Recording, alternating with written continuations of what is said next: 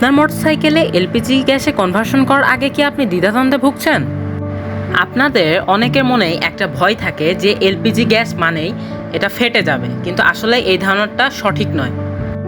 এখন আপনাদের মনে হতে পারে যে তাহলে কিসের জন্য রান্না করার যে এলপিজি গ্যাসের সিলিন্ডার থাকে প্রত্যেক বছর এগুলো ফেটে কিসের জন্য মানুষজন মারা যায়?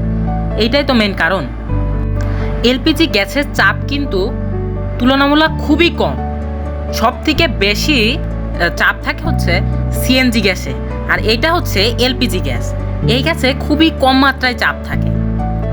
এবার আসি যে সিলিন্ডার কেন বাস্ট মারে, রান্না করার যেই এলপিজি গ্যাসের সিলিন্ডার থাকে এটা কেন বাস্ট মারে?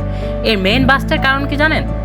যখন গ্যাসের যে গ্যাস যেটা দিয়ে যে পাইপ দিয়ে আসে ওই পাইপে যখন আগুন লেগে যায় তখন তো ওই পাইপের ভিতর দিয়ে যেই সম্পূর্ণ গ্যাসে ইয়েটা আছে সিলিন্ডার, ওই সিলিন্ডারের ভেতরে পর্যন্ত আগুন চলে যায়। আর এই আগুন চলে যাওয়াতে ভিতরে একটা চাপ তৈরি হয়। যেহেতু সম্পূর্ণ গ্যাস, ওই গ্যাসটা ফুল আগুনে পরিণত হয়ে যেহেতু সিলিন্ডারটা বদ্ধ, ওই জন্যই একটা ব্লাস্টের তৈরি হয়, এই জন্যই ফেটে যায়।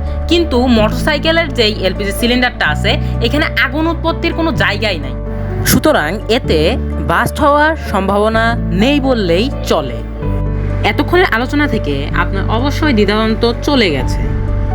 আপনি যদি আপনার বাইকটি এলপিজিতে কনভার্সন করতে চান তাহলে সাদিক এলপিজি বাইক সেন্টারে যোগাযোগ করুন।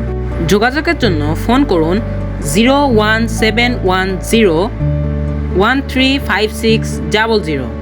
এছাড়াও এলপিজি গ্যাসে আপনার মোটরসাইকেলটি কনভার্সন করলে আপনি জ্বালানি খরচে 50% সাশ্রয় করতে পারবেন। এতক্ষণ ভিডিওটি মনোযোগ দিয়ে দেখার জন্য আপনাদেরকে অসংখ্য ধন্যবাদ। আপনাদের যদি ভিডিওটি ভালো লেগে থাকে তাহলে লাইক করবেন, কমেন্ট করবেন এবং শেয়ার করতে ভুলবেন না। আসসালামু আলাইকুম।